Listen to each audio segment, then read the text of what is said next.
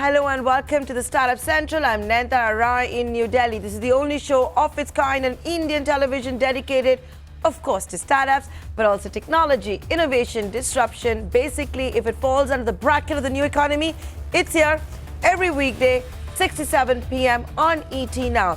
Ladies and gentlemen, pretty much like all the founders, investors, and stakeholders of startups that we like to bring on board and talk to, Team Startup Central loves constructive feedback. Don't hold back. Keep writing in. Tell us how we can improve the show, what's lacking, how we can do things differently. Incidentally, we also love compliments. We lap them up, so you can send those too. Our email address right on top, suc@etnow.tv. I'm also on Twitter. Reach out to me directly. It's all about coronavirus, isn't it? Even in the startup street. Look at Sequoia Capital talking about coronavirus being the black swan. But what we are also seeing, and is very commendable, and it's something we've been talking about since yesterday, how startups are reacting to this pandemic, which now even the WHO is calling a global pandemic. Let's put the spotlight today on Unacademy. Unacademy, which prepares kids to appear for competitive exams, has decided to offer 20,000 free live classes. Free classes will be extended to non-registered users as well. The free classes can be extended beyond March too. What is all of this about? We're going to be joined by Gaurav Munjal, the co-founder and CEO of Unacademy. Hi Gaurav, thanks so much for again being a part of Startup Central. Always a pleasure talking to you, and it's nice that, you know, young entrepreneurs like yourselves are also rising to the occasion and saying that everything is perhaps not always about the EBITDA, everything is not always about the bottom line. Am I right? A lot for having me here, and I think it was the need of the hour. What will happen is that due to what's happening, a lot of people won't be able to go to their offline institutes, and we already have some of the best educators with us. So what we did was we requested our educators that if we all can step up and make sure that we provide more and more free classes, so that in times like these, the students who are preparing for these examinations, these game-changing examinations which will change everything for them, that should not be impacted. And because they can't go out, at least they can attend the live classes by these teachers and still continue their preparation. And the fact that you're also throwing this open to the non-registered users, those who don't use Unacademy right now, you know, I'm sorry if I'm going to be very crude and just ask it as it is. Are you doing this, and is it Unacademy doing this because it feels that stakeholders need to rise to the occasion? Or is it also, you know, a smart business ploy? You do this, something like this, you create brand awareness, you're seen as a good company, and you'll make sure that, you know, you'll always be spoken well of. See, from day one, one of the ways that we have stood out is that we have said that you can prepare from home. And we have always been promoting that. In fact, the first brand campaign, the Let's Crack It brand campaign that we ever did, spoke about how you can learn from anywhere. What we are now doing is, I think now in times like these, that messaging of ours, which we have been using for the last couple of years, is even more important. So what we are just doing is that we are telling people that this is a product which you can use, and we are also providing these live classes so that their preparation doesn't suffer.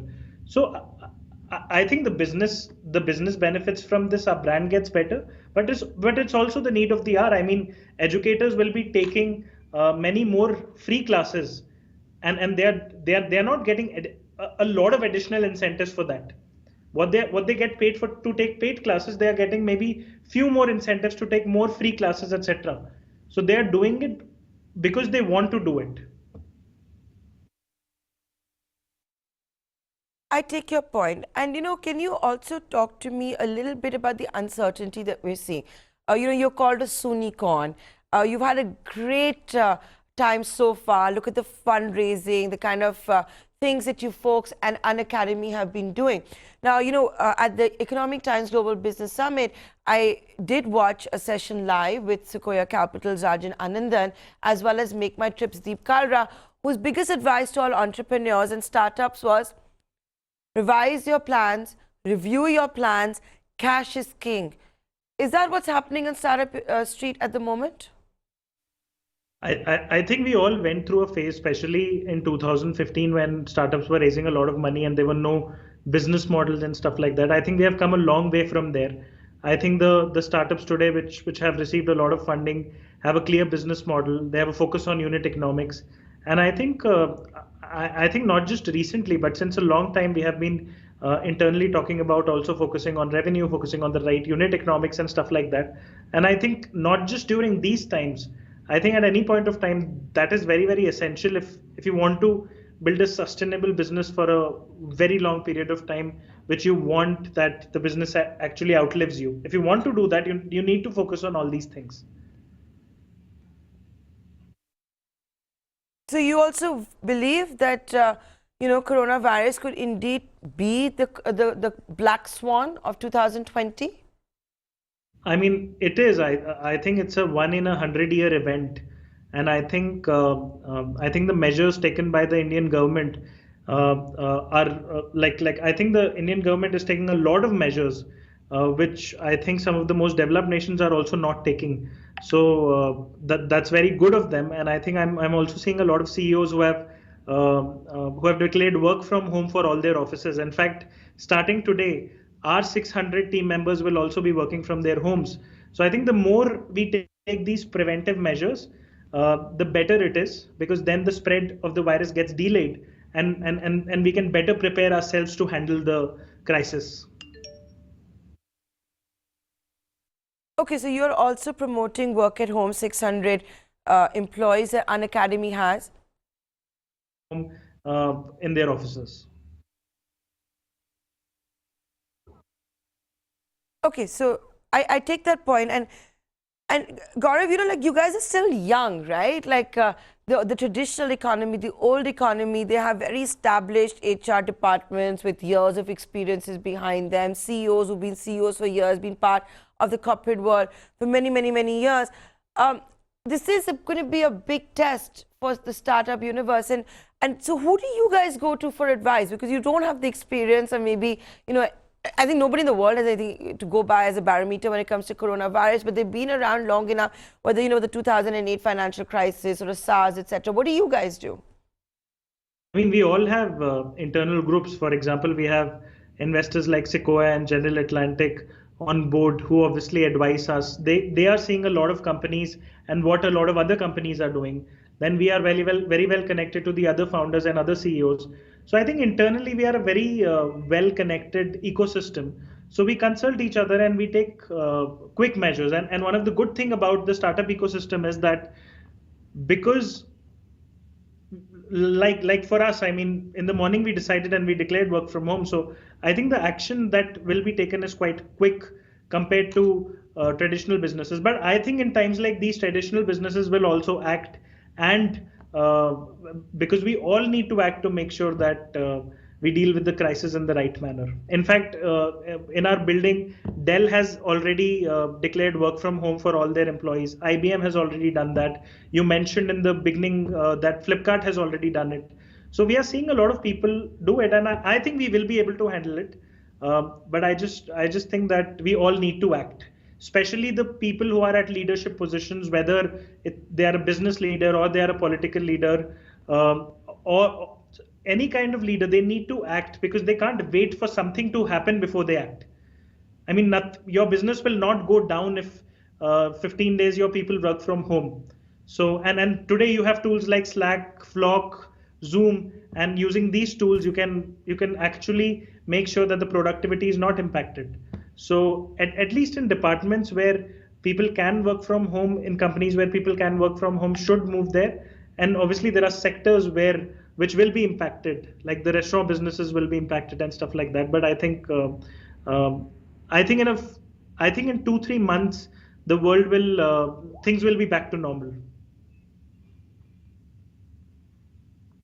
Let's hope. Otherwise, the dystopian future is here. Something that we used to talk about and all of that. Gaurav, before I let you go, you can call me a conspiracy theorist if you want, but I'm going to ask you how it is to an outsider. It was yesterday that we saw the news of all the edtech startups, and commendable. absolutely commendable. One has to say that, offering free classes to students at a time when a lot of schools are still dithering about whether they should shut down, not shut down, state governments are taking. But, the coincidence of it all, that how all the edtech startups did it on the same day.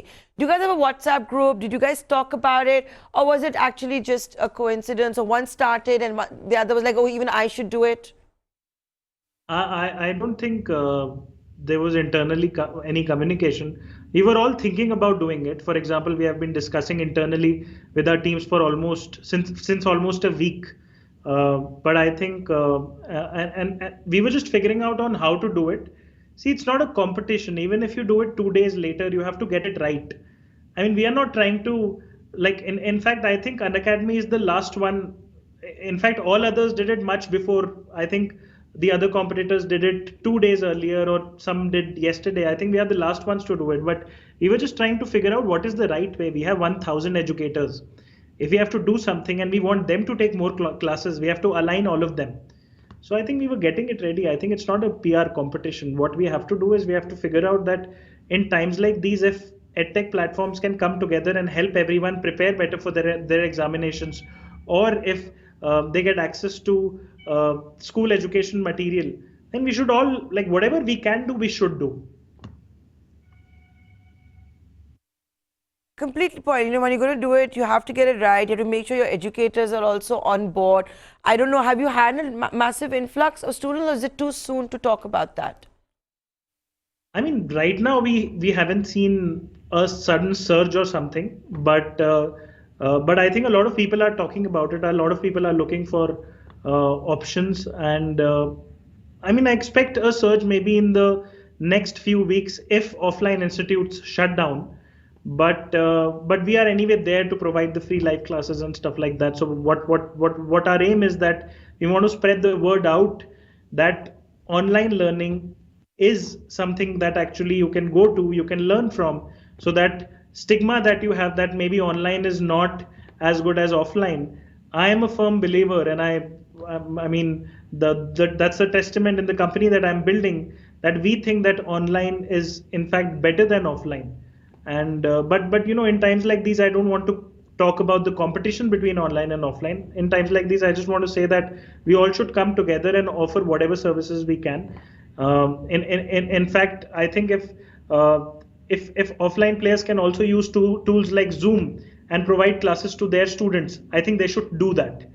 I mean, there are a lot of tools available through which they can engage their students, and they should use those tools and make sure that the study of their students is not impacted. I completely agree with you. Right now, this is not an us and them situation, or a competition, or a bottom line, or a race to the top. There is only one enemy here, which is coronavirus, and I think everybody should be on board with that. But Gaurav, in preparation for this, and and I just want to say it's so fantastic to hear young entrepreneurs like yourself say that, and how you want offline institutions to also embrace technology and all of that. Have you had to reach out to more educators? Have you got them on board?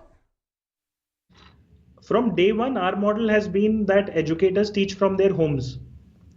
So our educators have been remote from day one. That's why it was a little easy for us to tell them that, okay, can you take more classes to help the students? But obviously what we are seeing is that since the last few months, a lot more educators are coming to us and saying that we want to teach online on Unacademy. So that is something that we are seeing. Educators are now embracing online as a serious platform. Earlier they were like, that we have to teach offline, online platforms are not serious players or something like that. But educators are now embracing online platforms as the future. Gaurav, my last question to you, and this is going to be a little away from Unacademy, or you can talk about Unacademy, or you can talk on behalf of Startup Street. What we have seen going into COVID 2019, and you talked about the trend, was the hot money that was coming in, the fundraising, the valuations, the marking up. 2020 also going to be the year where we're going to see a markdown of startups? No, I don't think so that we'll have a markdown. What I think will happen is that because of an event like this, people will go back to their People will go back to their meeting rooms and they will plan and they will double down on things that are working. They'll do less riskier initiatives. And in fact, this might be a time for everyone to correct things, because they will know that, see, fundraising is slowing down and it will slow down for a couple of months. But for the best companies, fundraising is never a problem. But I think this is a time where people will, and see, since we saw what happened in 2015, people know and people are more careful in this cycle anyway. So I don't think that you'll have a markdown. I mean, if there are companies who are not doing well and they had flawed business models, they might get markdowns. But otherwise, I don't think any such thing might happen, because I think if we take the right measures and stuff like that, at least if not in the next 2-3 months, maybe in the next 4-5 months, things will start getting back to normal. Obviously, there will be certain things that we started doing. For example, if we were checking the temperature of people entering hotels, that might become a norm now, because we might end up delaying the spread, but certain preventive measures will become a norm. But I don't think a markdown will happen. I may be wrong. News, isn't it? That's also good news, isn't it? Because when you also see someone like Masayoshi Son take to Twitter after a gap of nearly 3 years to talk about it, one is like, oh my God, and he's talking about what to do. The action is now, and look what happened to the SoftBank share price. You've got Sequoia talking about the black swans. I think it was only fair I also ask you. Gaurav Munjal, always a pleasure talking to you. Thanks so much for joining us here on Startup Central. Thanks That's Unacademy for you, rising to the occasion, offering nearly 20,000 free classes as offline institutes are likely to be impacted. A lot of you are likely to be hit preparing for competitive exams. With that, we're going to take a short commercial break, but this is a conversation we're going to continue with another edtech startup. Coming up on the other side, it's Topper. Topper is also offering free classes to students, school students, in light of COVID 2019. That's the co-founder on your screens, and he's going to be with us after this short break. Stay tuned.